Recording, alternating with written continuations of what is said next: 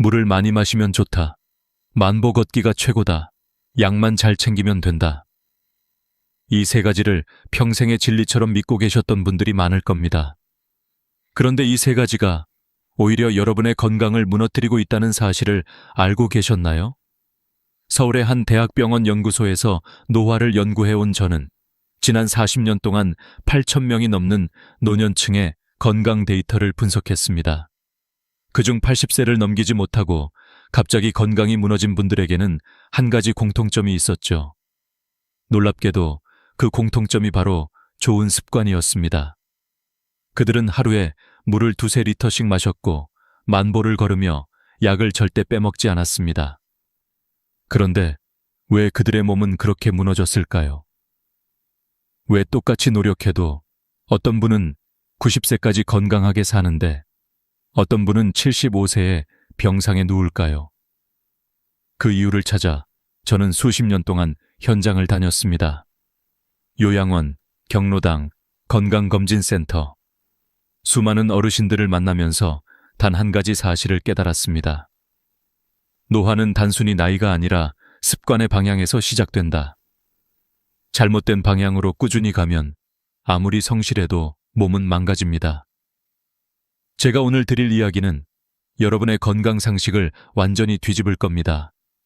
하지만 동시에 여러분의 인생을 10년, 아니 어쩌면 20년 더 건강하게 살게 해줄지도 모릅니다. 이 영상의 마지막까지 들으시면 지금까지의 노력 중 무엇을 고쳐야 하는지 명확하게 알게 되실 거예요. 저는 이서준 박사입니다.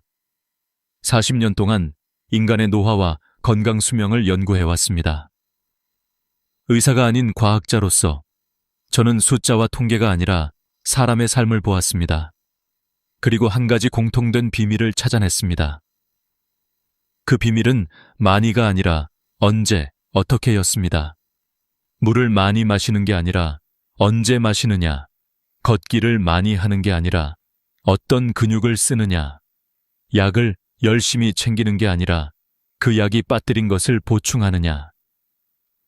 결국 건강의 비밀은 양이 아니라 방향이었습니다.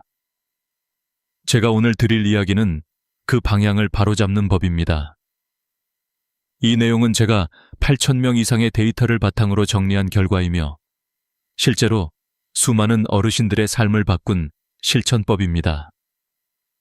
여러분, 혹시 이런 생각 해보신 적 있나요? 나는 건강관리를 이렇게 열심히 하는데 왜 피곤할까? 약도 꼬박꼬박 챙기는데 왜 나아지지 않을까? 매일 걷는데 왜 계단만 오르면 숨이 찰까? 오늘 그 답을 정확히 알려드리겠습니다. 이 이야기를 끝까지 들으시면 지금 당장 바꿔야 할 습관이 무엇인지, 그리고 어떻게 하면 100세까지 건강하게 살 수 있는지 분명하게 깨닫게 되실 겁니다. 오늘 영상은 단순한 정보가 아닙니다. 여러분의 남은 인생을 바꿀 기회입니다. 그럼 지금부터 80세 전에 건강이 무너지는 진짜 이유 4가지를 하나씩 짚어보겠습니다. 먼저 물 이야기부터 시작하죠. 그리고 그 안에는 우리가 평생 오해해온 상식의 함정이 숨어 있습니다. 지난해 봄이었습니다. 78세의 박철수 어르신이 제 연구소 문을 조용히 두드리셨습니다. 처음 뵈었을 때 그분은 딱 우리가 생각하는 건강한 노인의 표본이었습니다. 아침 6시에 일어나 한강 둔치를 만보씩 걷고 고혈압약, 당뇨약, 고지혈증약을 하루도 빼먹지 않으셨죠. 식단도 철저했습니다. 염분 줄이고 술, 담배 안 하고 저녁 7시 이후에는 아무것도 안 드신다고 했습니다. 그런데 그날 어르신의 눈빛은 어딘가 지쳐 있었습니다. 박사님, 이상하게 요즘엔 아침에 일어나도 피곤합니다. 다리가 자꾸 후들거리고요. 만보를 걸었는데도 몸이 점점 약해지는 것 같습니다. 저는 정밀 검사를 권했습니다. 그런데 검사 결과를 보고 저도 놀랐습니다. 근육량이 같은 연령대 평균보다 28%나 낮았던 겁니다. 이상하죠? 매일 그렇게 걷는데도 근육이 이렇게 적을 수가 있나요? 그분은 당황스러워했지만 저는 그때 확신했습니다. 문제는 운동을 안 한 것이 아니라 운동 방향이 잘못된 것이었습니다. 걷기는 심폐기능에는 도움이 됩니다. 하지만 하체 근육, 특히 넘어지지 않게 지탱해주는 허벅지와 엉덩이 근육을 강화하지는 못합니다. 걷기만으로는 뼈와 관절을 지탱할 근육이 만들어지지 않아요. 그래서 저는 어르신께 단 한 가지를 권했습니다. 의자에서 일어나기 10회, 하루 3번만 하십시오. 처음엔 5번도 못 일어나셨습니다. 숨이 차고 무릎이 아팠죠. 하지만 포기하지 않으셨습니다. 3개월 뒤 그분은 다시 지팡이 없이 걷기 시작했습니다. 6개월 후엔 시장까지 혼자 다니셨죠. 근육이 회복되니 식사량이 늘고 표정이 밝아졌습니다. 그리고 어느 날 어르신이 저에게 이렇게 말씀하셨습니다. 박사님, 저는 이제 다시 제 다리로 인생을 걷는 것 같습니다. 그 말을 듣는 순간 저는 깨달았습니다. 사람의 몸은 단순히 나이로 늙는 게 아니라 습관의 방향으로 늙는다는 걸요. 그분처럼 성실히 살아온 분들이 왜 쓰러지는지 저는 수없이 보았습니다. 물을 열심히 마시지만 언제 마셔야 하는지 모르고, 걷기를 꾸준히 하지만 어떤 근육을 써야 하는지 모르며, 약을 빠짐없이 챙기지만 무엇을 잃는지를 모릅니다. 그리고 결국 어느 날 그 틈이 몸 전체를 무너뜨립니다. 박철수 어르신의 사례는 단지 한 사람의 이야기가 아닙니다. 우리 주변, 아니 지금 이 영상을 보고 계신 여러분의 미래일 수도 있습니다. 저는 이 이야기를 단순한 경고로 남기고 싶지 않습니다. 이제부터 제가 말씀드릴 내용은 여러분이 건강하게 오래 사는 법을 과학적으로 바꾸는 첫걸음이 될 겁니다.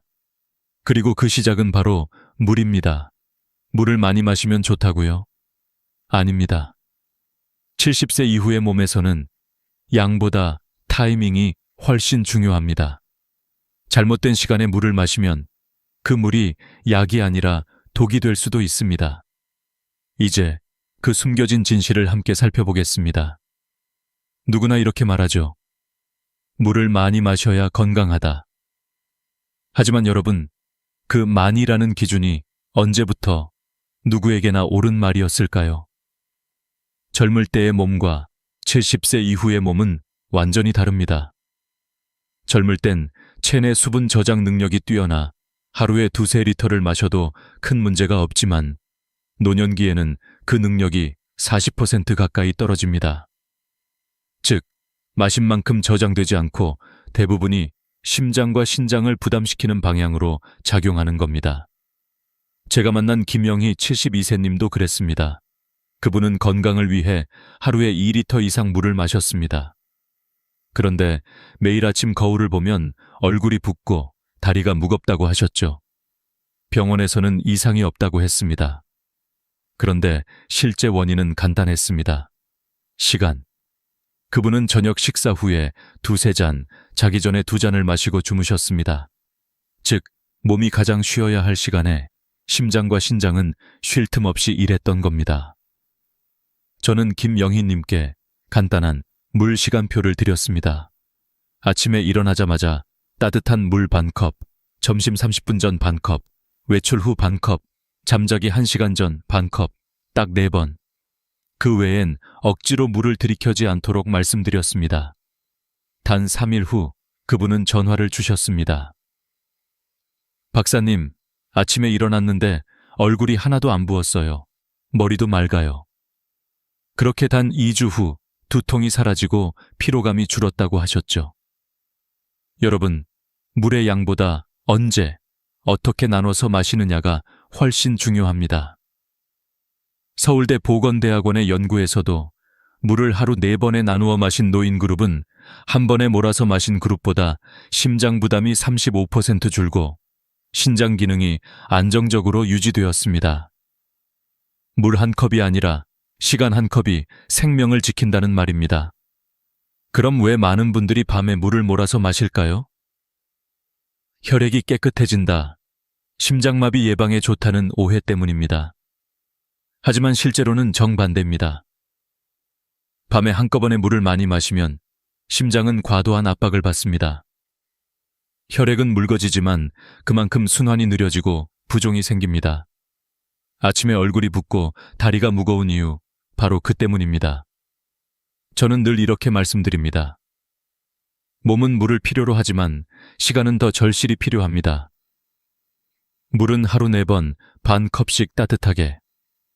이 간단한 습관만으로도 여러분의 심장, 신장, 뇌가 훨씬 젊어질 수 있습니다. 한 가지 팁을 더 드릴게요. 찬물 대신 미지근한 물을 드세요. 찬물은 위장에 부담을 주고 신체 온도를 갑자기 떨어뜨려 혈관 수축을 일으킵니다. 반면 미지근한 물은 혈류를 부드럽게 하고 장 운동을 도와 변비를 예방합니다. 아침에 따뜻한 물 반 컵, 그것만으로도 하루의 순환이 시작됩니다. 이제 여러분께 묻고 싶습니다. 오늘 당신은 언제 물을 마셨나요? 그 시간이 바로 내일의 건강을 결정합니다. 이제 물의 비밀을 알았으니 다음으로 넘어가 봅시다. 걷기. 많은 분들이 가장 열심히 하는 습관이지만 사실상 가장 잘못된 방식으로 하고 있는 운동입니다. 만보 걷기보다 훨씬 중요한 단 10분의 루틴이 있습니다. 그 이야기를 지금부터 들려드리겠습니다. 만보 걷기, 정말 많이 들어보셨죠? 하루 만보만 걸으면 장수한다. 걷기는 최고의 운동이다. 물론 걷기는 심폐기능을 강화하고 혈액순환을 도와주는 아주 좋은 운동입니다. 하지만 문제는 여기 있습니다. 걷기만으로는 넘어짐을 막아주는 하체 근육을 만들 수 없다는 것. 우리 몸의 근육은 70세가 넘어가면 매년 1.2%씩 줄어듭니다. 아무것도 안 하면 10년 후엔 12%가 사라지는 셈이죠. 근육이 줄면 단순히 힘이 약해지는 게 아니라 균형 감각이 떨어지고 혈당 조절이 어렵고 면역력까지 약해집니다. 그래서 많은 분들이 나는 운동 많이 하는데 왜 자꾸 넘어질까? 라고 의문을 가지세요. 그 이유는 간단합니다. 걷기만 하기 때문입니다. 제가 상담한 최민수 76세님은 매일 아침 한강을 걸으셨습니다. 15년 동안 하루도 빠짐없이 만보를 채우셨죠. 그런데 어느 날 화장실에서 미끄러져 손목이 골절되었습니다. 검사를 해보니 근육량이 정상의 70% 수준이었어요. 즉, 걸어도 하체 근력은 약했던 겁니다. 저는 그분께 간단한 3가지 동작을 권했습니다. 첫째, 의자에서 일어나기 10회. 둘째, 발뒤꿈치 들기 10회. 셋째, 한 발로 서기 10초. 이 3가지를 하루 3번만 하라고 했습니다. 처음엔 힘들어 하셨습니다. 이게 뭐가 운동이야? 그런데 2주 후, 그분은 의자에서 일어나는 동작을 10회 다 하셨습니다. 3개월 후에는 계단을 손잡이 없이 오르셨고 근육량이 15%나 늘었습니다. 국립노화연구소의 자료에 따르면 걷기만 하는 그룹의 낙상률은 18%, 걷기와 근력운동을 병행한 그룹의 낙상률은 7%, 거의 2배 이상의 차이가 납니다. 여러분, 노년기의 다리는 단순히 이동을 위한 다리가 아닙니다. 삶을 지탱하는 기둥이에요. 근육은 단 하루 만에 만들어지지 않지만 단 하루 만에도 깨어날 수 있습니다. 지금 의자에 앉아 계신다면 딱 5번만 일어나 보세요. 허벅지가 타는 듯한 느낌, 그게 바로 근육이 깨어나는 신호입니다. 걷기는 계속하세요. 하지만 하루 10분의 근육 루틴을 더하세요. 아침에 의자 일어나기, 점심 후 발뒤꿈치 들기, 저녁에 한 발 서기. 이 3가지만 매일 하시면 10년 더 버틸 수 있는 다리 근육이 만들어집니다. 운동의 비밀은 시간이 아니라 일관성입니다. 하루에 1시간씩 헬스장에 가는 것보다 매일 10분을 꾸준히 하는 게 훨씬 효과적이에요. 몸은 단순합니다. 꾸준히 자극을 주면 반응하고 멈추면 바로 잊어버립니다. 여러분, 만보 대신 10분을 선택하세요. 그 10분이 여러분의 인생을 지탱할 다리를 지켜줍니다. 그리고 다음으로 우리가 너무 쉽게 믿어온 또 하나의 함정이 있습니다. 바로 약, 야오입니다. 약은 병을 고치지만 때로는 몸의 영양을 앗아가기도 합니다. 지금부터 그 숨겨진 이야기를 들려드리겠습니다. 약은 우리 몸을 지켜주는 친구이지만 동시에 모르게 몸속 균형을 무너뜨리는 조용한 도둑이 될 수도 있습니다. 여러분은 혹시 이런 경험이 있으신가요? 약을 열심히 챙겨 먹는데도 몸이 점점 더 피곤하고 다리에 쥐가 자주 나고 밤에 잠이 깊게 들지 않는 경험. 많은 분들이 그 이유를 모르고 지나갑니다. 하지만 제가 40년 동안 노화 환자들을 연구하면서 확인한 결론은 명확합니다. 약이 병을 고치면서 동시에 우리 몸의 필수 영양소를 빼앗고 있다는 것. 예를 들어 고혈압 약은 혈압을 낮추지만 마그네슘을 빼앗아 갑니다. 마그네슘이 부족하면 근육이 경직되고 심장이 불규칙하게 뜁니다.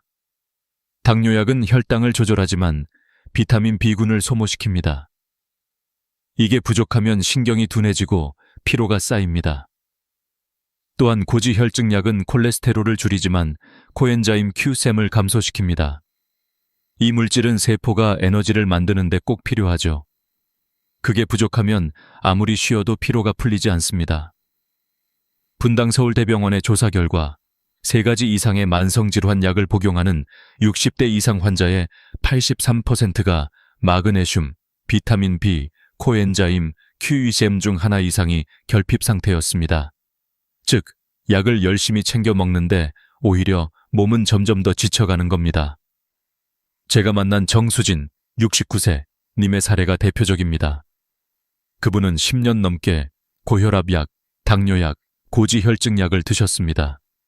그런데 밤마다 다리에 쥐가 나서 잠을 설쳤고 항상 무기력하다고 하셨죠. 혈액 검사를 해보니 마그네슘 수치가 정상의 60%밖에 안 됐습니다. 그래서 저는 이렇게 조언드렸습니다. 매일 바나나 1개, 등푸른 생선 1조각, 견과류 1줌을 드세요. 딱 이 3가지입니다. 그리고 한 달 뒤 그분은 이렇게 말씀하셨어요. 다리에 쥐가 안 나요. 밤에도 잠이 깊어요. 약은 그대로인데 몸이 달라졌어요. 그때 저는 다시 한번 확신했습니다. 몸은 약보다 영양의 균형으로 움직인다는 걸요. 여러분, 지금 약을 드시고 계시다면 이 3가지를 꼭 기억하세요. 1. 매일 바나나 1개, 2. 등푸른 생선 1조각, 3. 견과류 1줌. 이건 단순한 음식이 아닙니다. 약이 빼앗아가는 필수 영양소를 다시 채워주는 보호막입니다. 바나나에는 마그네슘과 칼륨이 풍부해 근육 경련을 막고 등푸른 생선에는 오메가3와 코엔자임 Q심이 들어있어 혈관을 젊게 유지해줍니다. 견과류는 비타민 B군의 주요 공급원이죠. 이 3가지를 매일 챙기면 약의 부작용을 최소화하고 에너지 균형을 회복할 수 있습니다. 약은 나쁜 게 아닙니다. 다만 약을 먹는다는 건 몸속에서 뭔가 빠져나가고 있다는 신호입니다. 그래서 보충이 필요한 거예요. 약만 믿지 말고 음식으로 균형을 지키는 습관을 만드세요. 그게 진짜 지혜로운 약 복용법입니다. 그리고 마지막으로 제가 수천 명의 노년 환자들을 만나면서 느낀 가장 큰 진실이 있습니다. 그건 바로 외로움은 약보다 더 무섭다는 것입니다. 다음 이야기에서 이 보이지 않는 병이 어떻게 우리의 수명을 단축시키는지 말씀드리겠습니다. 외로움. 이 단어를 들으면 많은 분들이 이렇게 말합니다. 나는 괜찮아요. 가족이 있으니까요. 이 나이에 외로움이야. 다 그런 거지. 하지만 제가 40년간 노년층의 건강 데이터를 추적하면서 확실히 깨달은 것은 외로움은 질병이라는 사실입니다. 게다가 이 질병은 눈에 보이지 않기 때문에 더 위험합니다. 하버드 의과대학의 75년 추적 연구를 보면 사회적으로 고립된 노인은 그렇지 않은 노인보다 사망률이 2.5배 높았습니다. 또한 외로움은 하루 담배 15개비를 피우는 것보다 건강에 더 해롭다는 연구 결과도 있습니다. 왜 그럴까요? 사람이 말을 멈추면 뇌가 가장 먼저 무너집니다. 대화가 줄어들면 뇌의 전두엽 활동이 둔해지고 염증 물질이 늘어나며 면역세포가 약화됩니다. 결국 몸의 기능이 급속도로 떨어지게 되는 거죠. 제가 만난 이광수 81세 어르신은 혼자 사셨습니다. 배우자는 이미 세상을 떠났고 자녀들은 외국에 살았습니다. TV를 보며 하루를 보내셨고 하루 종일 한마디도 하지 않는 날도 많았습니다. 그분은 어느 날 이렇게 말씀하셨습니다. 몸이 아픈 건 괜찮은데 말할 사람이 없다는 게 제일 힘들어요. 6개월 후 그분의 혈압은 20 이상 올랐고 체중은 5kg 줄었습니다. 저는 그때 단 한 가지를 부탁드렸습니다. 어르신, 하루에 딱 10분만 통화하세요. 자녀든 친구든 경로당의 이웃이든 상관없습니다. 매일 10분만 목소리를 나누는 겁니다. 한 달 뒤 그분은 이렇게 말씀하셨습니다. 박사님, 이상하게 기분이 좋아요. 잠도 잘 오고요. 그리고 3개월 후 경로당에 나가기 시작하셨습니다. 일주일에 한 번 친구들과 차를 마시고 이야기하며 웃었죠. 그 후 6개월 뒤 혈압이 다시 정상으로 돌아왔습니다. 약을 바꾼 것도 운동을 늘린 것도 아니었습니다. 단지 사람과 연결되었을 뿐인데 몸이 회복된 겁니다. 여러분, 이 이야기를 단순히 감정적인 이야기로 듣지 마세요. 이건 의학적 사실입니다. 말을 하고 눈을 맞추고 웃는 행위가 뇌의 해마를 자극해 스트레스 호르몬을 줄이고 행복 호르몬 세로토닌을 늘립니다. 그래서 저는 늘 이렇게 조언드립니다. 하루 10분 통화, 일주일 한 번 외출, 한 달에 한 번 식사 약속. 이 세 가지가 최고의 한구울제이자 장수 비법입니다. 지금 이 영상을 보고 계신다면 오늘 단 한 사람에게 전화해보세요. 잘 지내요? 이 한마디면 충분합니다. 그 10분이 여러분의 뇌를 젊게 만들고 면역력을 회복시키며 수명을 10년 늘려줍니다. 여러분, 오늘 우리는 4가지를 배웠습니다. 1. 물을 나눠 마시는 습관. 2. 걷기보다 근육을 깨우는 습관. 3. 약 대신 음식으로 균형을 맞추는 습관. 4. 외로움을 이겨내는 연결의 습관. 이 4가지가 여러분의 노년을 10년 더 젊게 만들어줄 것입니다. 건강은 거창한 목표가 아닙니다. 아침에 따뜻한 물 한 컵, 의자에서 일어나기 10회, 바나나 1개, 전화 1통. 이 작은 선택이 10년 뒤 여러분의 삶을 바꿉니다. 오늘 영상을 보신 여러분, 지금 바로 하나만 실천해 보세요. 물 한 컵을 마시거나, 친구에게 전화 1통을 걸거나, 의자 앞에서 일어나 보세요. 그게 바로 여러분 인생의 새로운 첫걸음입니다. 이 영상이 도움이 되셨다면 좋아요와 구독을 눌러주세요. 당신의 건강한 인생을 위해 저는 매주 새로운 지혜로 찾아뵙겠습니다. 여러분, 오늘의 작은 실천이 내일의 건강을 만듭니다. 잊지 마세요. 당신은 혼자가 아닙니다. 한 달에 450만 원이면 웬만한 사람 둘이 한 집에서 사는 생활비입니다. 그런데 저는 그 돈을 혼자 쓰고 있었습니다. 간병인 비용, 병원비, 식사비, 이것저것 합치면 그렇게 나왔습니다. 그때 저는 스스로에게 물었어요. 이게 과연 행복한 삶일까? 제 이름은 정희숙, 올해 74입니다. 젊을 때는 사회복지사로 30년 넘게 일했습니다. 남편과 함께 노인복지센터를 다니며 어르신들을 돌봤죠. 늘 노년은 준비가 중요하다고 말하던 제가 막상 나이가 들고 혼자가 되니 모든 게 두려워졌습니다. 남편이 떠난 건 10해 전이었어요. 새벽에 일어나 보니 숨이 멎어 있었습니다. 그날 이후로 제 세상은 반으로 잘린 듯했죠. 남편과 함께 웃던 식탁, 나란히 앉아 TV를 보던 거실, 모든 게 멈춰 있었습니다. 그때부터 제 일상은 조용했습니다.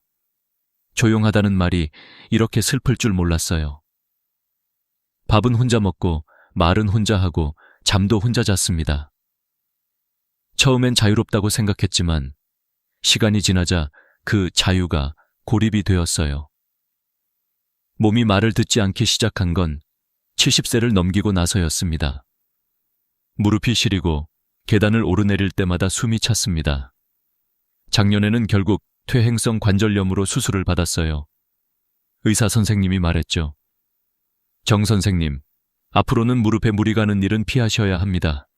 가능하면 혼자 지내지 마세요. 그날 밤 화장실에 가다가 발이 미끄러졌습니다. 다행히 세면대를 붙잡아 넘어지진 않았지만 그 순간 머릿속이 하얘졌어요.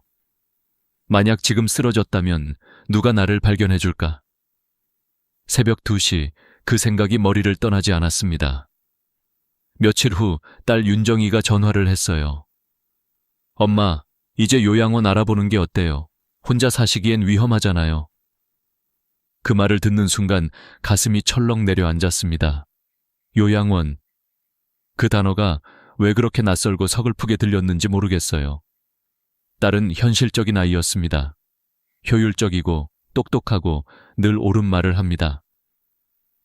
엄마, 요양원엔 간호사도 있고 응급 상황에도 바로 대처할 수 있대요. 안전하잖아요. 맞는 말이었습니다. 하지만 안전이라는 말 뒤에 숨어 있는 단어가 들렸어요. 관리. 그건 보호가 아니라 감시일지도 모른다는 생각이 스쳤습니다. 윤정아, 엄마는 아직 요양원 갈 정도는 아닌 것 같아. 제가 그렇게 말하자 딸은 한숨을 쉬었습니다. 엄마, 지금은 괜찮아 보여도 갑자기 나빠질 수도 있잖아요. 미리 준비하는 게 나아요. 그날 밤 침대에 누워 천장을 바라봤습니다. 준비라는 말. 정말 내 노년을 위해 준비하는 걸까? 아니면 누군가에게 편한 노인이 되기 위한 준비일까? 그 후로 며칠 동안 마음이 복잡했습니다. 창문 밖을 보면 가로등 불빛이 고요하게 흔들렸어요. 그 불빛이 마치 저에게 묻는 것 같았습니다. 이렇게 사는 게 괜찮냐고. 다음 날 아침 신문을 펼쳤습니다. 경제면에 요양원 평균 비용 월 350만 원이라는 기사가 실려 있었습니다. 제가 간병인을 고용할 때 썼던 돈은 450만 원. 도대체 노년의 안전이 왜 이렇게 비싼 걸까? 정말 행복을 위해 쓰는 돈일까? 저는 생각했습니다. 이건 뭔가 잘못됐다. 나는 지금 안전을 사는 게 아니라 불안의 값을 치르고 있다. 그날부터 제 일기장에는 이런 문장이 반복되었습니다. 돈으로 살 수 없는 평안함이란 무엇일까? 그리고 그 질문이 제 노년의 방향을 바꾸게 될 줄은 그때는 몰랐습니다. 살아보니 돈이 많다고 외로움이 줄진 않더군요. 간병인이 곁에 있어도 자식이 전화를 걸어도 그들의 마음은 내 옆에 있지 않습니다. 정말 필요한 건 함께 숨쉬는 온기였습니다. 나는 깨닫기 시작했습니다. 돈으로 사람을 살 수는 있어도 관계를 살 수는 없다는 걸. 돈으로 간병인을 부를 수는 있어도 내 얘기를 들어줄 사람을 부를 수는 없다는 걸요. 그때 저는 제 삶을 처음으로 거울에 비춰봤습니다. 내가 정말 원하는 노년은 뭘까? 요양원의 침대 위 안정감일까? 아니면 조금 불편해도 내 방식대로 살 수 있는 자유일까? 그 질문이 내 안에서 커져갔습니다. 이건 단순히 돈의 문제가 아니었습니다. 존엄의 문제였어요. 나는 끝까지 나답게 살 수 있을까? 이 이야기는 그 질문에서 시작됩니다. 450만 원을 쓰던 여자가 이제는 30만 원으로도 웃을 수 있게 된 이야기. 그리고 그 길에서 제가 깨달은 인생의 진짜 값어치에 대한 이야기입니다. 윤정이가 처음 요양원 이야기를 꺼냈던 날, 저는 아무 말도 하지 못했습니다. 입술을 달싹였지만 목소리가 나오지 않았어요. 마음속에서 이상한 감정이 일었습니다. 서운함, 두려움, 그리고 조금의 분노. 내가 평생 자식을 위해 살아왔는데 이제는 나를 시설에 보내겠다는 건가? 하지만 동시에 이런 생각도 들었습니다. 아니, 윤정이는 나를 걱정하는 거겠지. 그 아이 입장에서는 최선의 방법일지도 몰라. 그 두 감정이 마음속에서 계속 싸웠습니다. 그날 밤은 잠을 거의 이루지 못했어요. 며칠 후 윤정이에게서 다시 전화가 왔습니다. 엄마, 일단 며칠만 우리 집에서 지내보세요. 같이 지내보면 요양원 갈지 말지 더 정확히 판단할 수 있잖아요. 그 말에 결국 가방을 쌌습니다. 작은 캐리어 하나, 그리고 남편의 사진 한 장만 넣었어요. 서울역에 도착했을 때 윤정이는 환하게 웃었습니다. 엄마, 여기에요. 짐은 제가 들게요. 딸의 손이 따뜻했지만 그 온기가 오래가지 않았습니다. 딸의 집은 깔끔하고 현대적이었어요. 거실 한쪽에 제 방이 마련되어 있었죠. 작지만 따뜻했습니다. 그런데 이상하게도 그 안에서 마음이 편치 않았습니다. 이건 내 공간이 아니야. 그런 생각이 자꾸 들었어요. 첫날 저녁 식사 때 모두가 웃으며 밥을 먹었습니다. 사위는 예의 바르고 손주 민준이는 착한 아이였어요. 그런데 식탁에 앉아 있는 동안 제 안에서는 자꾸 미묘한 긴장감이 흘렀습니다. 숟가락 소리가 너무 크지 않을까? 말을 너무 많이 하면 귀찮을까? 사소한 것까지 신경 쓰이기 시작했죠. 이튿날 아침, 윤정이는 출근을 했고 저는 혼자 남았습니다. 아파트는 조용했지만 그 조용함이 낯설었습니다. 냉장고를 열어 점심을 챙기려다 멈췄어요. 이건 딸의 냉장고야. 함부로 손대면 안 되지. 결국 따뜻한 물 한 컵으로 점심을 대신했습니다. 며칠이 지나자 공기 속의 온도가 미묘하게 변했습니다. 저녁 식사 후 윤정이가 말했습니다. 엄마, 민준이가 시험 기간이라서요. TV는 조금만 작게 틀어주시면 좋겠어요. 그 말에 고개를 끄덕였지만 마음 한켠이 시렸습니다. 그날 이후 저는 TV를 아예 켜지 않았어요. 시간이 흐를수록 저는 점점 집안의 손님이 되어갔습니다. 화장실에 가는 소리, 물 내리는 소리조차 신경 쓰이기 시작했어요. 밤이 되면 조용히 이불을 덮으며 생각했습니다. 내가 정말 여기에 있어도 될까? 그러던 어느 날, 복도에서 윤정이 부부의 대화가 들렸습니다. 당신, 요양원 얘기는 언제 꺼낼 거야? 조금만 더 기다려봐. 엄마 상처받을 수도 있잖아.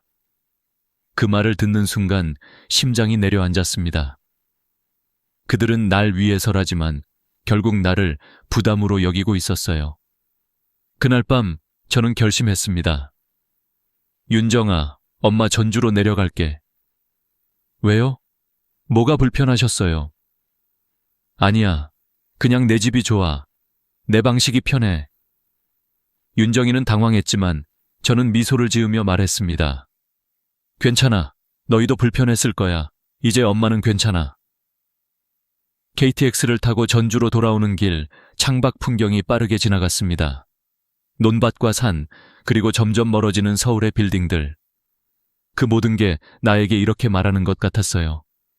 이제는 네 길을 가도 돼. 집에 도착해 문을 열었을 때 그 익숙한 냄새가 코끝을 스쳤습니다. 햇살이 거실 바닥에 비쳐 있었고 창가의 화분들이 나를 맞아줬습니다. 그 순간 나는 다시 나로 돌아왔다는 걸 느꼈어요. 하지만 현실은 여전히 냉정했습니다. 이제 나는 다시 혼자였습니다. 윤정이의 말이 머릿속을 맴돌았어요. 엄마, 혼자 계시는 건 위험해요. 그 말은 맞았습니다. 하지만 다시 누군가에게 의지하며 살고 싶진 않았어요. 그래서 생각했습니다. 내가 스스로 지킬 수 있는 방법은 없을까? 그 질문이 이후 내 인생을 완전히 바꾸는 출발점이 되었습니다. 서울에서 돌아온 첫 주는 이상하리만큼 고요했습니다. 전주의 집은 변한 게 없었지만 내 마음은 달라져 있었습니다. 식탁 위에 남편의 사진이 여전히 그 자리에 있었고 창가의 화분도 그대로였어요. 그런데 모든 것이 조금씩 낯설게 느껴졌습니다. 어쩌면 나는 이 집을 떠나 있었다기보다 삶의 중심을 잃고 있었는지도 몰랐습니다. 며칠 후 윤정이가 다시 전화를 했습니다. 엄마, 혼자 계시는 게 정말 위험해요. 간병인이라도 두세요. 제가 알아봐 드릴게요. 그 말이 들릴 때마다 마음 한켠이 저릿했습니다. 보호라는 이름 아래 또다시 누군가에게 의존해야 하는 걸까? 하지만 무릎이 불편하고 밤마다 불안이 밀려오니 그 제안을 거절할 수 없었습니다. 결국 간병인을 쓰기로 했습니다. 한 달에 450만 원. 처음 한 달만 해보세요. 엄마가 불편하시면 바꿔드릴게요. 윤정이는 그렇게 말했죠. 첫 번째 간병인은 박 씨라는 여성이었습니다. 처음에는 정말 친절했습니다. 선생님, 약 드실 시간이에요. 오늘은 뭐 드시고 싶으세요? 그녀의 손길이 따뜻해서 안심이 됐습니다. 하지만 일주일쯤 지나자 분위기가 달라졌습니다. 할머니, 다른 집에서는 고기도 자주 해드렸는데 식비를 조금만 더 올리시면 제가 더 신경 써드릴게요. 그 말에서 진심보다는 계산이 느껴졌습니다.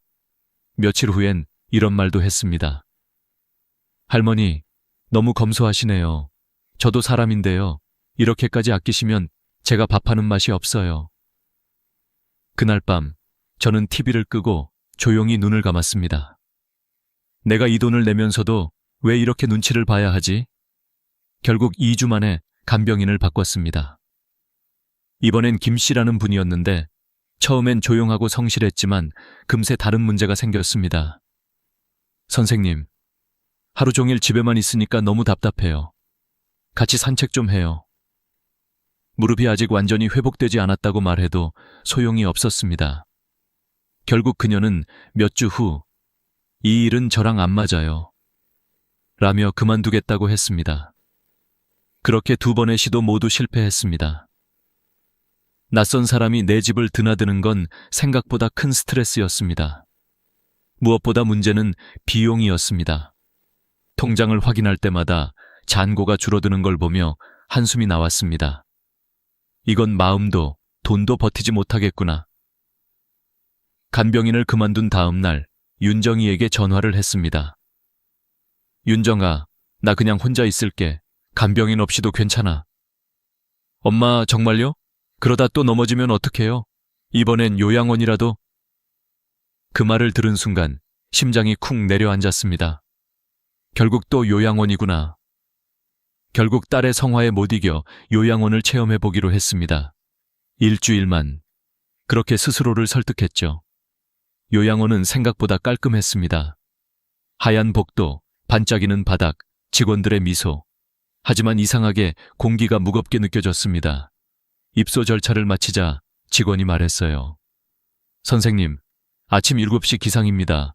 8시에 식사하시고 10시에 체조 있으세요. 그 말 한마디가 제 숨을 막았습니다. 이제부터 내 하루가 누군가의 시간표에 맞춰지는구나. 내 방은 4인실이었습니다. 옆 침대엔 80대 중반의 할머니가 누워 계셨고 반대편엔 치매가 있는 분이 있었습니다. 첫날 밤 누군가의 코 고는 소리와 신음소리에 잠을 설쳤습니다. 새벽 2시 조용히 일어나 창밖을 봤습니다. 어둠 속의 요양원은 이상할 만큼 정리되어 있었습니다. 그 안에 내가 있었다는 사실이 오히려 더 외로웠어요. 다음날 체조 시간이 되자 직원이 문을 열며 말했습니다. 선생님, 체조하러 나오셔야죠. 몸이 아파도 기분이 내키지 않아도 모두 나가야 했습니다. 나는 억지로 미소를 지으며 따라갔습니다. 그 순간 문득 이런 생각이 들었어요. 이곳에서는 내가 나일 수 없구나. 식당으로 가는 복도에서 한 할머니가 중얼거렸습니다. 여긴 내가 죽을 때까지 있을 곳이래. 그 말이 제 가슴을 찔렀습니다. 그날 밤 나는 결심했습니다. 나는 여기에 있을 수 없어. 3일째 되는 날 가방을 쌌습니다. 직원들이 놀란 얼굴로 물었습니다. 선생님, 아직 기간이 안 끝났는데요? 괜찮아요. 저는 집에 가야 해요. 택시 창문 너머로 요양원이 멀어지는데 가슴이 벅차올랐습니다. 눈물이 흘렀어요. 슬퍼서가 아니라 다시 내 삶을 되찾은 듯한 기분이었거든요. 그날 밤 집에 돌아와 거울을 봤습니다. 피곤한 얼굴이었지만 눈빛은 살아있었습니다. 그래, 나는 아직 살고 싶어. 살아있는 사람으로. 그리고 속삭였어요. 이제 진짜 나답게 살 방법을 찾아보자. 그 결심이 바로 다음 장면으로 이어졌습니다. 요양원을 나와 다시 집으로 돌아온 그날 밤, 나는 오랜만에 깊은 숨을 들이마셨다. 공기가 다르다고 느껴졌다. 누군가의 규칙이 아닌 내 리듬에 맞춘 공기였다. 하지만 동시에 공포도 따라왔다. 이제 정말 혼자다. 그 사실이 벽처럼 다가왔다. 불 꺼진 거실에 앉아 생각했다. 이제 어떻게 살아야 하지? 간병인도 요양원도 자식의 집도 모두 실패했다. 남은 선택지는 나 혼자뿐이었다. 그러나 단지 혼자 산다는 게 아니라 혼자 살아남는 법을 찾아야 했다. 그날 밤 나는 메모장을 꺼내 썼다. 1. 안전하게 살 것. 2. 외롭지 않게 살 것. 3. 경제적으로 유지할 것. 그 세 줄이 내 새로운 삶의 설계도가 되었다. 먼저 안전이었다. 집안 구석구석을 점검했다. 미끄러운 화장실 바닥, 어두운 복도, 높은 찬장. 모두 내게는 위험이었다. 그래서 스마트 낙상 감지 센서를 설치했다. 넘어지면 자동으로 딸에게 알림이 가는 시스템이었다. 처음엔 허무했다. 내가 이제 기계에게 생명을 맡기나. 하지만 며칠이 지나자 안심이 됐다. 다음은 생활. 스마트 스피커를 설치했다. 불 꺼줘. TV 켜줘. 오늘 날씨 어때? 음성으로 대답이 돌아올 때마다 신기했다. 세상이 이렇게 변했구나 싶었다. 75세의 손끝에서 기술과 연결되는 감각이 묘하게 따뜻했다. 그런데 며칠이 지나자 다른 문제가 드러났다. 기계는 내 말을 잘 듣지만 내 이야기를 들어주지는 않았다. 외로움은 여전히 내 옆에 있었다. 혼자 밥을 먹는 건 여전히 괴로웠다. 국물 소리조차 공허했다. 그때 우연히 아파트 엘리베이터 앞에서 같은 층에 사는 윤순자 씨를 만났다. 나보다 2살 많았다. 어머, 정 선생님. 요즘 혼자 계시죠? 네, 그냥 버텨요. 그 말에 순자 씨가 웃었다. 우리도 다 그래요. 밥 먹을 때가 제일 싫죠? 그 말 한마디에 마음이 풀렸다. 그날 이후 우리는 하루에 한 번씩 마주치면 짧은 인사를 건넸다. 오늘 날씨 좋네요. 무릎은 좀 어때요? 그렇게 단순한 대화가 이상하게 큰 위로가 됐다. 일주일쯤 지나 순자 씨가 제안을 했다. 우리 아파트에 혼자 사는 사람들 많아요. 다들 외롭다는데 한번 모여볼래요? 그 말이 내 귀에 들어왔을 때 무언가 가슴이 뛰었다. 그래, 함께라면 다를 수도 있지 않을까? 그렇게 5명이 모였다. 60대 후반에서 70대 중반까지의 여자 5명. 각자 사연은 달랐지만 공통점이 있었다. 다들 혼자였다. 처음엔 어색했다. 누군가는 말을 아꼈고 누군가는 자기 얘기를 쏟아냈다. 하지만 밥상 앞에서는 달랐다. 이 된장국 맛있다. 아, 이 반찬은 어디서 샀어요? 웃음이 나왔고 누군가는 눈물도 흘렸다. 그날 밤 집으로 돌아오는 길 나는 느꼈다. 혼자 있어도 혼자가 아니구나. 그 후 우리는 규칙을 세웠다. 월요일, 수요일, 금요일 돌아가며 한 명이 밥을 준비한다. 나머지는 밑반찬이나 재료를 챙긴다. 밥값은 공동으로 계산한다. 첫 달엔 어설펐지만 점점 손발이 맞았다. 누군가는 김치를 담그고 누군가는 된장을 만들었다. 밥을 함께 먹는다는 건 단순히 식사가 아니라 마음을 나누는 일이었다. 그 후로 또 하나의 습관이 생겼다. 매일 아침 단톡방에 인사를 남기는 것. 좋은 아침이에요. 오늘 병원 가요? 그 메시지가 늦어지면 서로 전화를 걸었다. 언니 괜찮아요? 왜 답이 없어요? 작은 행동이었지만 그것이 우리 모두의 안전망이 되었다. 그렇게 한 달이 흘렀습니다. 집은 여전히 작았고 돈은 여전히 많지 않았습니다. 하지만 마음의 크기는 달라졌습니다. 이젠 무섭다는 말보다 고맙다는 말이 더 많아졌습니다. 나는 깨달았습니다. 요양원에서의 규칙은 나를 묶었지만 이곳에서의 약속은 나를 살린다. 그리고 또 하나의 깨달음이 다가왔습니다. 함께의 시작은 거창한 게 아니었다는 것. 그저 누군가에게 밥 먹었어요? 라고 묻는 일에서 시작된다는 걸요. 시간이 흘러 우리의 작은 모임은 점점 단단해졌습니다. 처음엔 그저 밥을 같이 먹는 모임이었지만 이제는 서로의 하루를 챙기고 병원도 함께 다니고 가끔은 여행 계획도 세우는 작은 공동체가 되었습니다. 어느 날 순자 씨가 말했습니다. 우리 병원 갈 때도 같이 가면 어때요? 혼자 가면 헷갈리잖아요. 그 말에 모두가 고개를 끄덕였습니다. 나도 그 말을 듣는 순간 마음이 놓였습니다. 병원이라는 공간은 나이에 따라 점점 더 낯설고 무섭게 느껴지는 곳이었거든요. 그 후로 우리는 병원에 함께 갔습니다. 누군가 진료를 받을 땐 나머지가 대기실에서 기다렸습니다.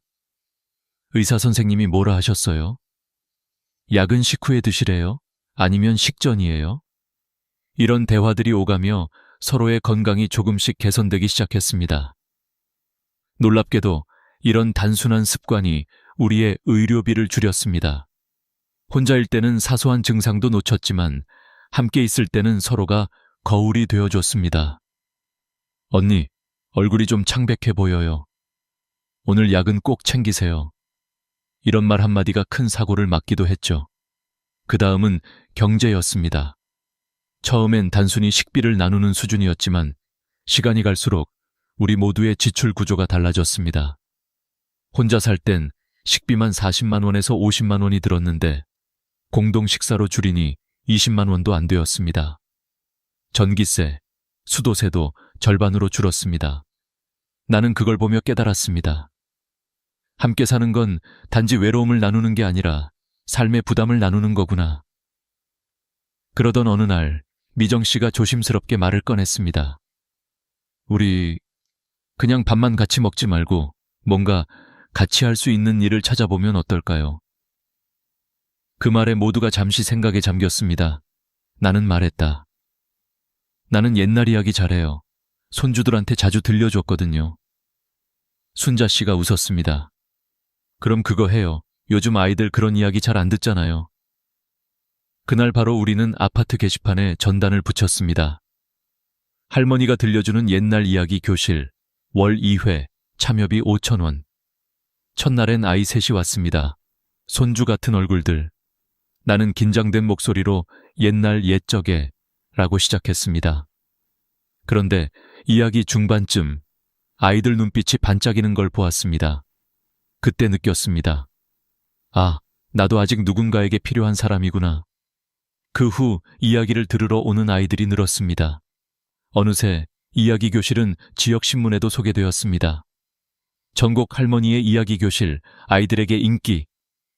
그 기사를 보고 윤정기가 전화를 했습니다. 엄마, 대단하세요. 엄마가 이렇게 바쁠 줄 몰랐어요. 그 목소리에서 예전과 다른 뉘앙스가 느껴졌습니다. 걱정이 아닌 존경이 섞여 있었죠. 그날 밤 나는 내 손으로 만든 작은 수입표를 받습니다. 이야기 교실 월 20만 원, 공동식 생활비 절약 30만 원, 유튜브 광고 수입 15만 원, 총합 65만 원.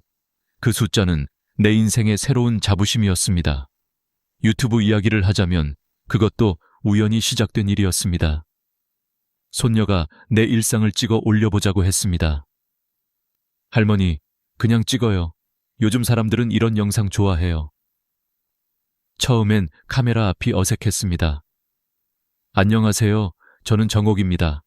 오늘은 혼자 밥을 안 먹는 법을 이야기해 볼게요. 그렇게 첫 영상을 올렸습니다. 조회수는 100회를 넘기지 못했지만 댓글 한 줄이 달렸습니다. 저도 혼자 사는데 할머니 이야기 들으니 힘이 나요. 그 한 줄에 눈물이 났습니다. 누군가의 마음을 움직였다는 게 이렇게 큰 힘이 될 줄 몰랐습니다. 3개월이 지나자 구독자가 1,000명이 넘었습니다. 광고 수익은 많지 않았지만 매달 10만 원에서 15만 원 정도가 들어왔습니다. 그보다 더 중요한 건 할머니, 영상 잘 봤어요. 덕분에 용기 냈어요. 이런 말들이었습니다. 나는 느꼈습니다. 이제 누군가의 짐이 아니라 누군가의 힘이 되고 있다는 걸요. 시간이 흐를수록 우리의 모임은 단순한 공동체가 아니라 작은 사회가 되었습니다. 누군가는 김치를 담그고, 누군가는 뜨개질을 하고, 누군가는 스마트폰을 가르쳤습니다. 우리는 서로의 부족함을 채워주며 각자의 재능으로 살아갔습니다. 그때 알았습니다. 나이 든다는 건 잃는 것이 아니라 다르게 사는 법을 배우는 거지라는 걸요. 이제 나는 매일 아침 거울을 보며 스스로에게 말합니다. 오늘도 괜찮아, 정호가. 너는 충분히 잘하고 있어. 이제 우리의 삶은 완전히 달라졌습니다. 매일 아침 휴대전화 단톡방엔 인사로 하루가 시작됩니다. 좋은 아침이에요. 오늘 날씨가 참 좋아요. 무릎 괜찮아요? 이 몇 줄의 문자로 우리는 서로의 안부를 확인하고 하루를 엽니다. 누군가 답이 없으면 즉시 전화가 옵니다. 언니, 괜찮아요? 왜 연락이 없어요? 단 한 통의 전화가 우리 삶을 지켜주는 생명의 끈이 되었습니다. 점심엔 누군가의 집으로 모입니다. 누군가는 된장찌개를, 누군가는 김치전을 부칩니다. 이거 너무 맛있다. 내일은 내가 해볼게요. 그 웃음소리와 밥냄새가 집안을 가득 채웁니다. 혼자일 때는 조용했던 부엌이 이제는 살아있는 듯합니다. 그리고 오후엔 각자의 작은 일들이 기다리고 있습니다. 나는 이야기 교실을 열고 순자 씨는 바느질 강좌를 합니다. 손재주 좋은 분은 손가방을 만들어 인터넷에 판매합니다. 그 수입은 많지 않지만 중요한 건 우리의 손으로 삶을 유지한다는 자부심이었습니다. 내가 번 돈으로 산 고추장이라 그런지 더 맛있네. 이런 소소한 말이 우리에겐 큰 행복이었습니다. 경제적으로도 우리는 놀라운 변화를 경험했습니다. 혼자 살 땐 매달 80만 원이 넘던 지출이 이제는 절반으로 줄었습니다. 식비는 공동으로 나누고 공과금도 균등하게 부담하니 부담이 훨씬 적었습니다. 게다가 우리는 스스로 노년의 경제 공동체를 만들어가고 있었습니다. 누군가가 돈을 벌면 나누고 아플 때는 함께 병원에 가주고 필요한 물건은 같이 사서 나눴습니다. 건강도 놀라울 만큼 좋아졌습니다. 같이 밥을 먹으니 식습관이 규칙적이 되었고 산책도 함께하니 운동량이 늘었습니다. 병원을 함께 다니며 초기 질병을 미리 발견할 수 있었습니다. 어느 날 의사 선생님이 말했습니다. 혈압이 많이 안정됐네요. 비결이 뭐예요? 나는 웃으며 대답했습니다. 그냥 덜 외로워졌어요. 정말 그랬습니다. 몸보다 마음이 먼저 회복된다는 걸 나는 75세가 되어서야 알았습니다. 이제 나는 매일 저녁 창문을 열고 하늘을 봅니다. 오늘도 잘 살았다. 그리고 이렇게 덧붙입니다. 혼자가 아니라서 다행이다. 한국에서도 우리 같은 사람들이 점점 늘어나고 있습니다. 혼자이지만 함께 사는 시니어 코하우징이 전국 곳곳에 생겨나고 있습니다. 일본에서는 이미 20년 전에 이런 모델이 정착됐고 덴마크와 미국에서는 노년층의 40%가 이런 공동체에서 살아갑니다. 그 결과 고독사는 30% 이상 줄고 의료비는 40% 이상 감소했다고 합니다. 결국 사람은 함께일 때 비로소 건강해진다는 사실을 세계가 증명하고 있는 것입니다. 이제 나는 확신합니다. 노후의 행복은 돈이 아니라 관계에서 온다는 것을. 요양원도, 간병인도, 자식의 도움도 아닌 함께 사는 용기가 진짜 노후의 답이라는 것을요. 혹시 이 영상을 보고 계신 당신도 외로움 속에서 버티고 계신가요? 밤마다 나 혼자 살아도 될까 하고 걱정하고 계신가요? 그렇다면 오늘이 바로 그 첫걸음입니다. 엘리베이터에서 만나는 이웃에게 인사해보세요. 언니, 같이 밥 한번 먹을까요? 그 한마디가 인생을 바꿀 수 있습니다. 노후는 끝이 아닙니다. 또 다른 시작입니다. 함께하면 가능합니다. 당신도 할 수 있습니다. 오늘 제 이야기가 마음에 와닿았다면 좋아요와 구독으로 응원해주세요. 그리고 댓글로 여러분의 생각을 들려주세요. 당신의 한 줄이 누군가의 삶을 바꿀 수 있습니다. 오늘도 잊지 마세요. 우리 인생은 혼자가 아닙니다. 함께할 누군가가 있다면 그것만으로도 이미 충분히 따뜻합니다. 밤마다 자다가 자꾸 깨시는 분들, 새벽이 되면 시계를 보고 한숨 쉬는 분들, 그리고 아침이 와도 머리가 무겁고 몸이 나른한 분들, 혹시 지금 그런 밤을 보내고 계신가요? 저는 74세 수면의학 전문의 윤전국입니다. 수많은 환자분들을 만나며 깨달은 게 하나 있습니다. 바로 잠을 못 자는 건 나이가 들어서가 아니라 몸이 보내는 신호를 잘못 읽고 있기 때문이라는 사실입니다. 저 역시 예전엔 이렇게 생각했습니다. 나이 들면 원래 잠이 줄지, 다들 그렇다잖아. 하지만 환자들을 만나면 만날수록 그 생각이 얼마나 위험한 착각이었는지 절실히 느꼈습니다. 나이가 들수록 잠이 줄어드는 게 아니라 잠을 관장하는 시스템이 흐트러지는 것이었습니다. 즉, 고장이 난 거죠. 그런데 많은 분들이 이 고장을 노화라고 착각합니다. 그 착각이 몸을 더 힘들게 합니다. 제가 기억하는 72세 김순애 할머니가 있습니다. 원장님, 전 잠을 자도 잔 것 같지가 않아요. 눈은 감고 있는데 머리는 계속 깨어 있는 것 같아요. 그분의 표정엔 절망이 묻어 있었습니다. 매일 밤 같은 시간에 깨서 시계를 보고 다시 눕지만 잠이 오지 않아 결국 새벽을 맞으셨죠. 낮에는 멍하고 기억도 흐릿해지고 친구 생일도 잊어버리셨습니다. 그때 저는 느꼈습니다. 이건 단순히 잠의 문제가 아니라 삶의 균형이 무너진 신호구나.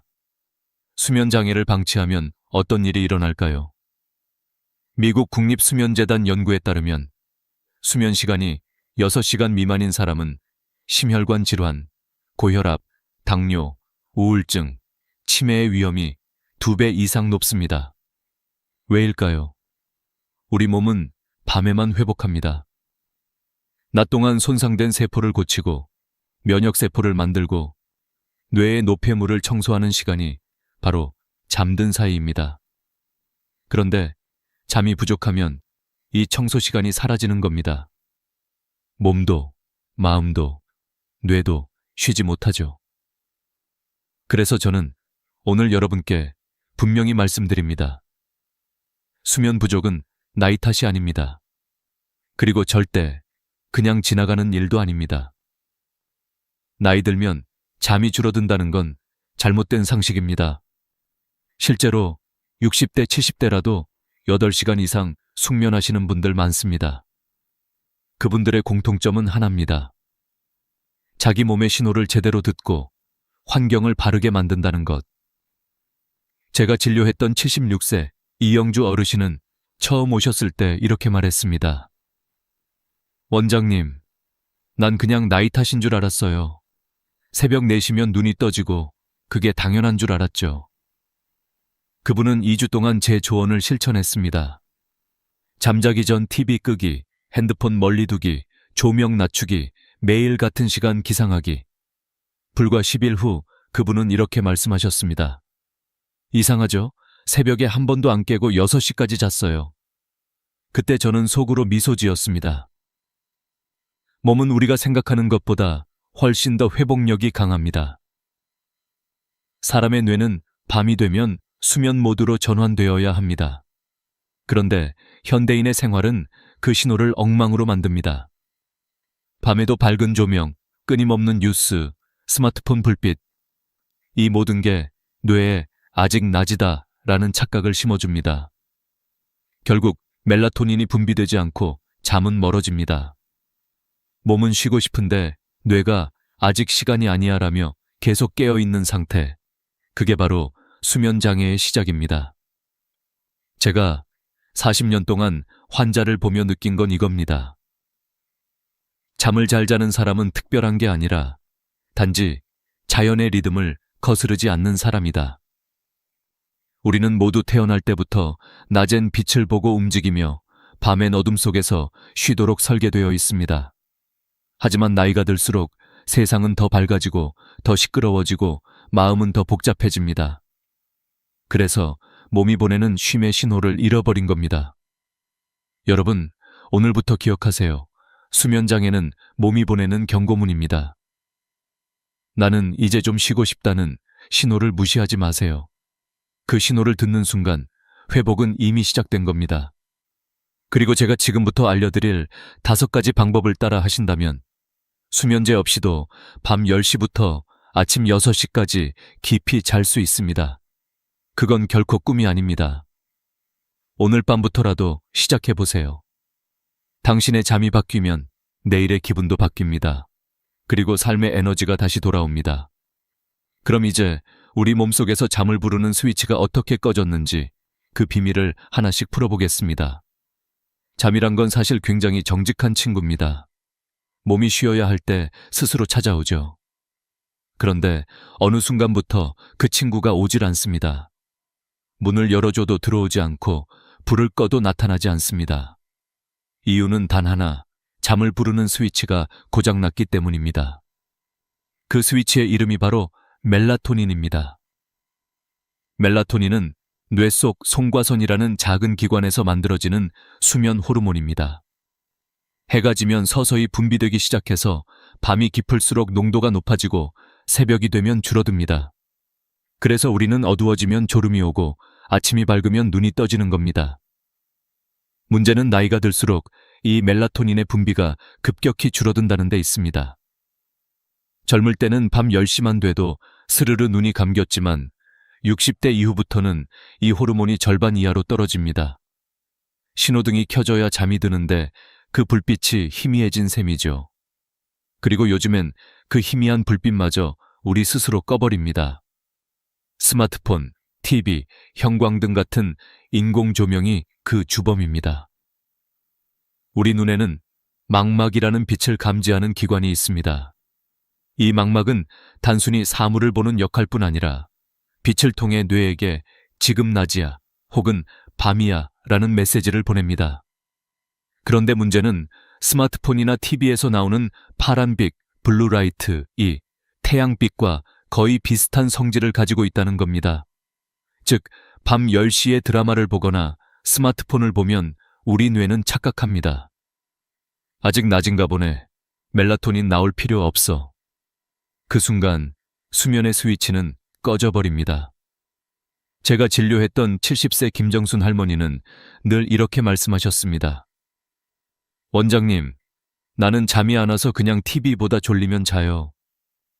그분의 패턴을 살펴보니 밤 12시부터 새벽 2시 사이에야 겨우 잠이 들고 아침 6시면 눈이 떠졌습니다. 그래서 제가 말씀드렸죠. 할머니, 그건 잠이 아니라 피로에 의한 실신이에요. 몸은 자고 싶지만 뇌는 아직 깨어 있어서 억지로 꺼지는 겁니다. 이 말에 할머니는 한동안 조용히 앉아 계셨습니다.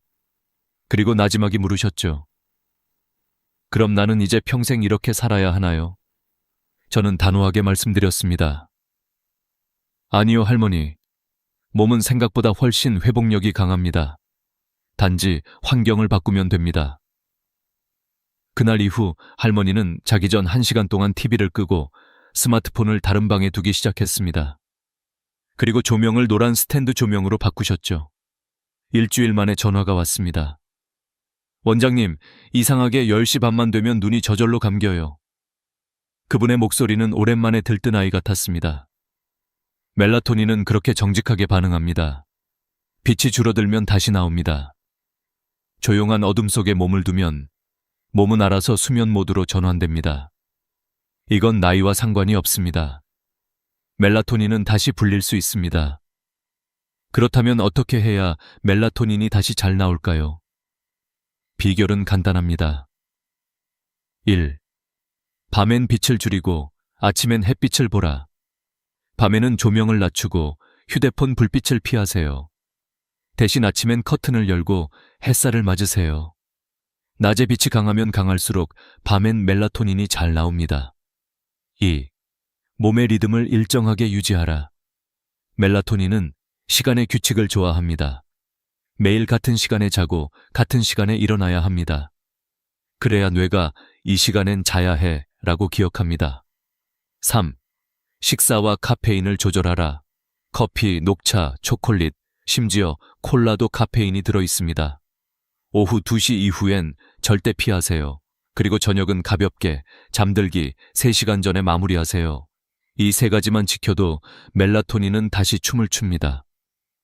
몸은 언제나 회복의 기회를 기다리고 있습니다. 그 기회를 주는 건 바로 여러분 자신입니다. 여러분, 잠은 약으로 사는 게 아닙니다. 몸의 리듬을 되찾으면 그 자체가 최고의 수면제입니다. 오늘 밤 불을 조금만 더 어둡게 하고 화면을 끄고 조용히 눈을 감아보세요. 그때 멜라토닌이 속삭일 겁니다. 이제 괜찮아요. 푹 쉬세요. 그리고 내일 아침 아마 이런 말이 절로 나올 겁니다. 아, 오늘은 진짜 잘 잤다. 이제 여러분께 정말 중요한 이야기를 드리겠습니다. 잠을 못 자는 진짜 이유는 단순히 멜라토닌이 부족해서만이 아닙니다. 그보다 더 깊은 원인이 있습니다. 바로 몸속 시계가 고장났기 때문입니다. 우리는 눈으로 시계를 보지 않아도 지금 낮인지 밤인지를 스스로 압니다. 이걸 가능하게 해주는 것이 바로 생체 시계, 즉 바이오리듬입니다. 이 시계는 우리 몸의 모든 장기와 세포가 하루 24시간을 기준으로 일정한 리듬을 유지하도록 도와줍니다. 아침엔 혈압을 올려 하루를 시작하게 만들고 저녁엔 천을 낮춰 잠을 유도하죠. 그런데 나이가 들면 이 시계의 바늘이 조금씩 틀어집니다. 낮과 밤의 구분이 흐려지고 몸이 지금은 깨어 있어야 하는지 자야 하는지를 헷갈려하기 시작합니다. 72세 이영주 어르신의 이야기를 해볼까요? 이분은 늘 새벽 3시나 4시에 눈이 떠졌습니다. 원장님, 아무리 늦게 자도 꼭 그 시간에 깨요. 마치 알람이 울린 것처럼요. 그분은 자신이 새벽형 인간이 된 줄 알았습니다. 하지만 진짜 이유는 생체 시계가 새벽 4시로 고정돼 있었기 때문입니다. 몸이 스스로 잘못된 시간에 맞춰져 버린 거죠. 이런 현상은 스트레스나 생활 리듬의 변화로 쉽게 생깁니다. 예를 들어, 젊었을 때는 매일 일정한 시간에 출근하고 퇴근했지만 은퇴 후엔 일정이 사라집니다. 아침에 늦게 일어나고 낮에 잠깐 자고 밤엔 TV를 보며 시간을 보내죠. 결국 몸은 혼란에 빠집니다. 지금이 낮인가 밤인가. 그 결과 멜라토닌이 제대로 분비되지 않고 밤에도 각성 상태가 됩니다. 게다가 여기에 스트레스가 더해지면 문제는 훨씬 심각해집니다. 걱정이 많은 밤, 생각이 꼬리에 꼬리를 물며 이어질 때 몸은 이미 피곤한데 뇌는 오히려 활발해집니다. 수면은 내려가는 과정인데 스트레스는 뇌를 계속 켜는 신호입니다. 저는 종종 이렇게 설명합니다. 잠은 엘리베이터처럼 천천히 내려가는 겁니다. 그런데 스트레스는 그 엘리베이터 버튼을 계속 누르는 거예요. 결국 밑으로 내려가지 못하고 위층에서 멈춰버리는 겁니다. 70대 정영호 어르신은 아내를 먼저 떠나보내고 난 후 그날 이후로 한 번도 편히 잠든 적이 없다고 했습니다. 이상하게 누워도 잠이 안 와요. 눈만 감으면 생각이 밀려옵니다. 저는 어르신께 이렇게 말씀드렸습니다.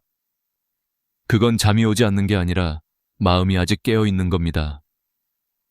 사람의 마음은 불안하면 뇌에게 위험하다는 신호를 보냅니다. 그 신호가 끊기지 않으면 뇌는 결코 수면 모드로 들어가지 못합니다. 그럼 어떻게 해야 할까요? 첫째, 마음의 긴장을 내려놓는 연습이 필요합니다. 잠자기 전 10분만이라도 조용히 앉아 숨을 천천히 들이마시고 내쉬는 겁니다. 후 하는 한숨이 아니라 코로 4초 동안 들이쉬고 입으로 6초 동안 천천히 내쉬는 것. 이 단순한 호흡만으로도 부교감 신경이 활성화되면서 뇌가 이제 쉬자고 인식합니다. 둘째, 감정의 배출구를 만들어야 합니다.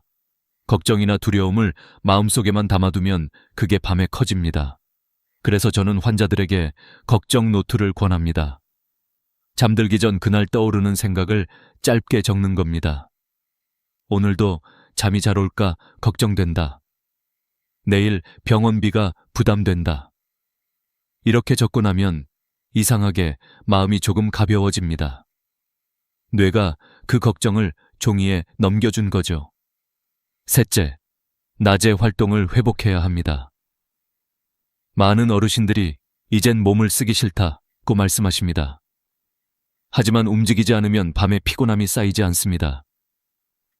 몸이 쓸 일이 없는데 굳이 잠들 이유도 없는 거죠.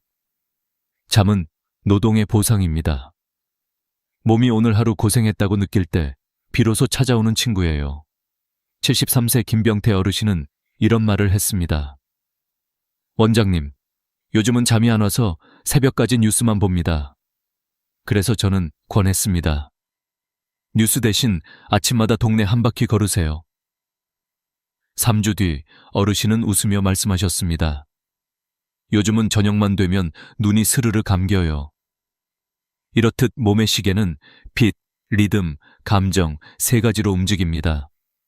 이 셋 중 하나만 망가져도 전체가 흔들립니다. 그러니 여러분, 잠이 오지 않는다면 약을 찾기 전에 먼저 물어보세요. 내 몸의 시계는 지금 몇 시인가? 만약 그 시계를 다시 맞출 수 있다면 그날 밤 당신의 몸은 스스로 불을 끄고 아침이 올 때까지 단 한 번도 깨지 않을 겁니다. 그리고 그 다음 날 눈을 뜨며 이런 말이 절로 나올 겁니다. 오늘은 정말 마음이 편하다. 이제부터는 여러분이 가장 궁금해하실 부분. 그래서 도대체 어떻게 해야 밤 10시부터 아침 6시까지 통잠을 잘 수 있나요? 그 해답을 구체적으로 알려드리겠습니다. 제가 40년 동안 환자들을 만나며 내린 결론은 단순합니다. 잠은 환경이 만든다. 수면제보다 강력한 약은 없습니다. 하지만 약보다 더 강력한 건 환경의 힘입니다. 그 첫 번째 비결은 바로 수면의 리듬을 만드는 것입니다. 잠은 갑자기 찾아오는 게 아닙니다. 몸이 지금은 자야 해 라는 신호를 기억할 때 자연스럽게 찾아옵니다. 그래서 저는 이렇게 말합니다. 졸릴 때 자지 말고 자야 할 때 자라. 많은 어르신들이 이렇게 말씀하십니다. 나는 졸릴 때 자요. 안 졸리면 그냥 TV보다 자요. 하지만 그건 몸의 리듬을 더 망가뜨리는 습관입니다. 졸릴 때 자면 오늘은 새벽 1시에, 내일은 11시에, 그 다음 날은 2시에 자게 됩니다. 이렇게 되면 몸은 언제 잠들어야 할지 혼란에 빠집니다. 제가 만난 74세 최병호 어르신은 늘 이렇게 말하셨습니다. 원장님, 난 새벽 2시가 돼야 겨우 잠이 와요. 그래서 저는 단호하게 권했습니다. 아침 6시에 일어나세요. 그리고 아무리 졸려도 낮엔 누워있지 마세요. 처음 며칠은 너무 피곤했다고 하셨죠. 하지만 일주일이 지나자 놀라운 일이 일어났습니다. 밤 10시가 되면 자연스럽게 졸음이 밀려오고 새벽 6시까지 한 번도 깨지 않았다고 하셨습니다. 그게 바로 몸의 시계가 다시 맞춰진 신호입니다. 두 번째 비결은 빛과 어둠을 관리하는 것입니다. 잠은 어둠이라는 신호를 받아야 시작됩니다. 조명이 너무 밝으면 뇌는 아직 낮이라고 착각하죠. 그래서 잠자기 전 1시간은 조명을 최대한 줄이세요. 밝은 형광등 대신 노란빛 스탠드 하나면 충분합니다. 그리고 TV나 스마트폰은 절대 금지입니다. 나는 드라마 보다가 잠들어요 라고 말씀하시는 분들 많지만 그건 진짜 잠이 아니라 피로로 인한 쓰러짐입니다. 화면 불빛은 멜라토닌 분비를 완전히 차단합니다. 심지어 그 효과는 30분 이상 지속되기 때문에 드라마가 끝나고 불을 꺼도 뇌는 여전히 깨어 있습니다. 제가 진료한 김말순 할머니는 밤마다 드라마를 보시다 새벽 2시에야 잠드셨습니다. 그게 유일한 즐거움이라서요. 그 마음을 이해합니다. 하지만 저는 이렇게 말씀드렸습니다. 할머니, 즐거움은 낮에 찾으셔야 합니다. 밤은 몸이 회복하는 시간이에요. 즐거움 대신 쉼을 주셔야 내일이 편안해집니다. 그날 이후 할머니는 드라마를 저녁 8시까지만 보시고 9시부터는 불을 낮추고 조용한 음악을 들으셨습니다. 3주 후 할머니는 웃으며 말씀하셨죠. 요즘은 밤 10시만 되면 눈이 절로 감겨요. 세 번째 비결은 저녁 이후의 습관을 바꾸는 것입니다. 의외로 많은 분들이 잠을 망치는 가장 큰 이유가 식사와 음료라는 사실을 모르십니다.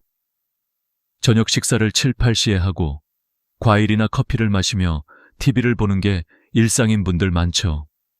하지만 이게 바로 밤잠을 깨우는 주범입니다. 소화기관은 밤이 되면 쉬어야 합니다. 그런데 늦은 식사나 카페인은 위를 계속 자극합니다. 몸은 쉬고 싶은데 위장은 일하고 있으니 뇌도 함께 깨어 있는 겁니다. 70대 조복남 어르신은 이렇게 말씀하셨습니다. 난 밤에 커피 안 마셔요. 낮 3시쯤 한 잔 마시는데. 하지만 그 커피 한 잔의 카페인은 밤 10시까지 몸속에 남아 있었습니다. 결국 그 한 잔이 숙면을 방해한 겁니다. 그래서 저는 말씀드렸습니다. 커피, 홍차, 녹차, 초콜릿은 오후 2시 이후엔 피하세요. 그리고 저녁 식사는 잠들기 최소 3시간 전에 끝내세요. 그렇게 2주만 실천하자 어르신은 말씀하셨습니다. 요즘은 베개만 닿으면 잠이 와요. 커피 하나 줄였을 뿐인데 세상이 달라졌어요. 네 번째 비결은 몸의 온도를 조절하는 것입니다. 잠은 천이 떨어질 때 찾아옵니다. 그래서 손과 발이 따뜻해야 합니다. 잠들기 전 따뜻한 물에 손발을 담그거나 따뜻한 수건으로 닦아주면 혈액순환이 좋아지고 몸 중심의 열이 서서히 빠져나가면서 깊은 잠이 옵니다. 제가 기억하는 68세 김성자 할머니는 이렇게 하셨습니다. 매일 밤 족욕을 10분만 하고 다리를 살살 주무르셨죠. 그 결과 평생 먹던 수면제를 끊었습니다. 이게 이렇게 쉬운 일이었나요? 그분의 눈빛엔 오랜 고통에서 벗어난 안도감이 가득했습니다. 마지막으로 잠들기 전에 조용한 의식을 만들어 보세요. 책 한 장, 조용한 음악, 혹은 하루의 감사를 기록하는 노트. 이런 작은 의식이 뇌에게 이제 쉴 시간이야 라는 신호를 줍니다. 그 신호가 멜라토닌을 깨웁니다. 이 5가지 비결은 절대 어렵지 않습니다. 약도, 돈도, 기계도 필요 없습니다. 그저 시간과 의지만 있으면 됩니다. 오늘 밤 불을 조금 낮추고 조용히 숨을 내쉬어 보세요. 당신의 몸은 이미 알고 있습니다. 이제 잠들 시간이야. 그때 진짜 잠이 옵니다. 지금까지 잠의 리듬과 환경, 그리고 생활 습관에 대해 이야기했죠. 이제 마지막 단계입니다. 오늘 밤부터 바로 실행할 수 있는 실전 수면 루틴을 알려드리겠습니다. 약도, 기계도, 병원도 필요 없습니다.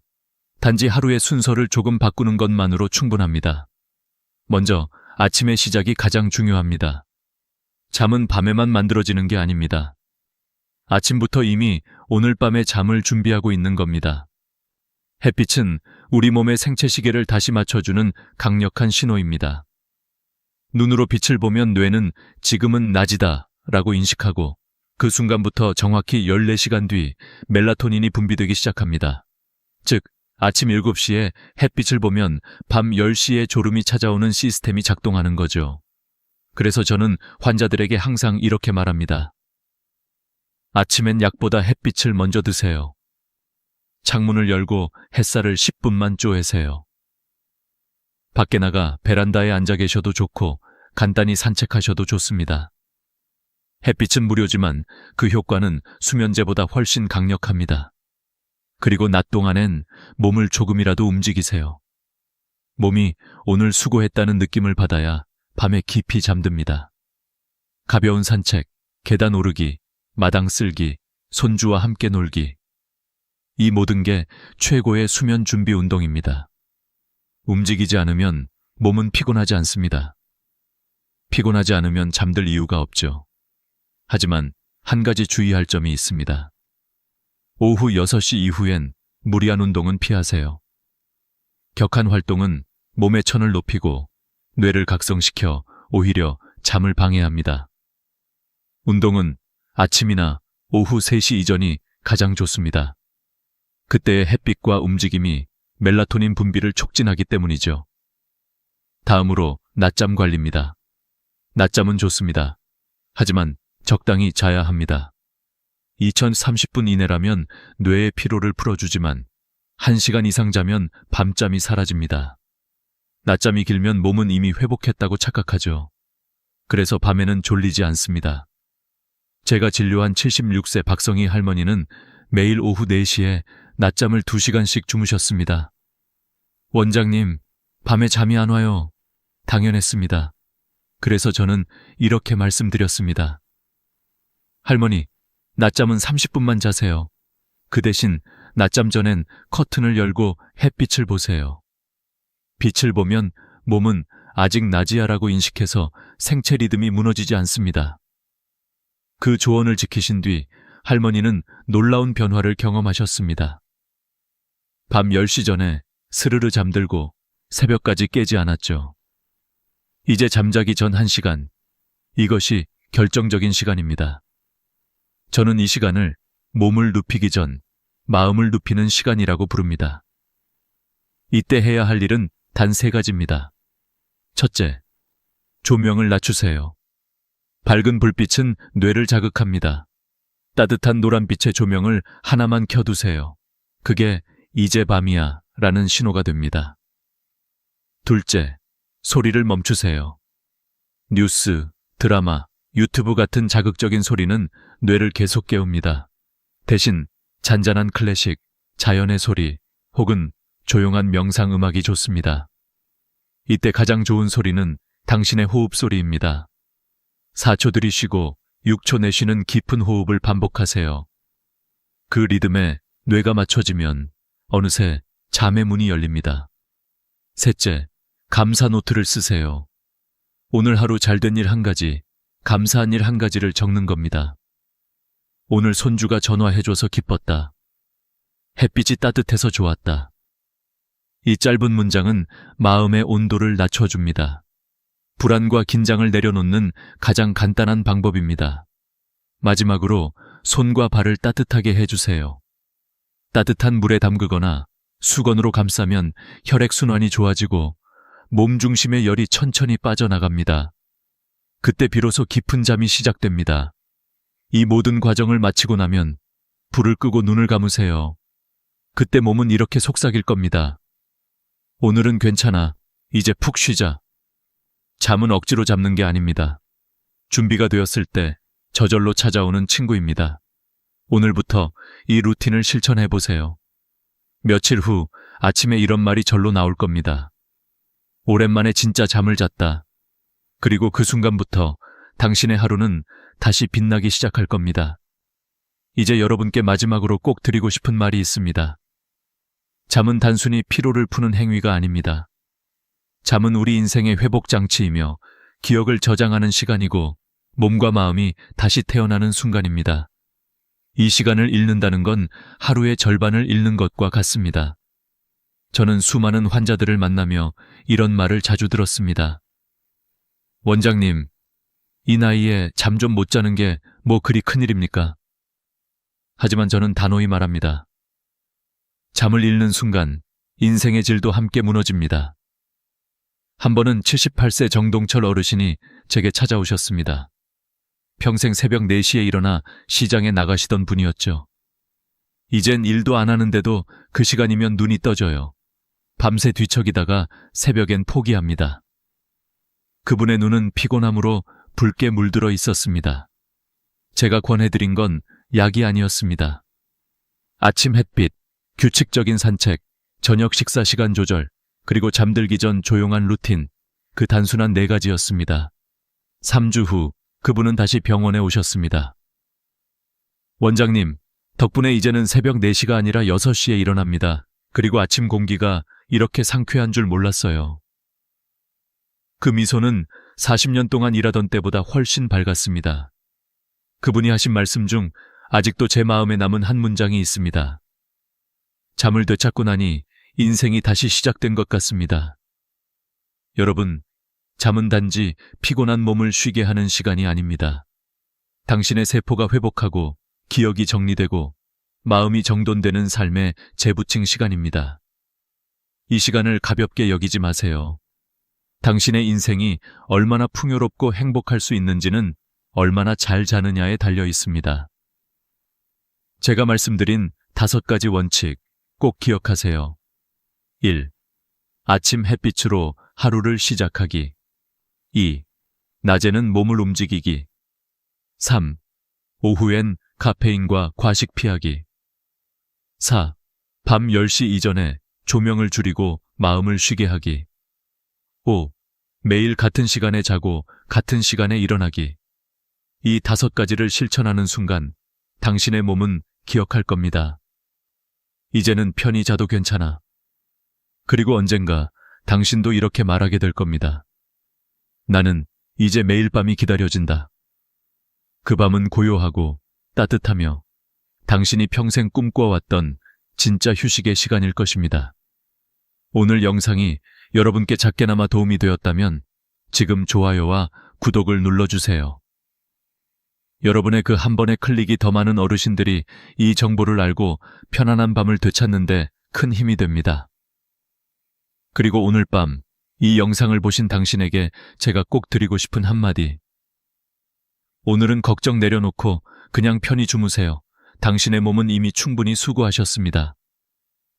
여러분 모두 편안한 밤 되세요. 그리고 내일 아침 이렇게 속삭이길 바랍니다. 오늘은 참 잘 잤다.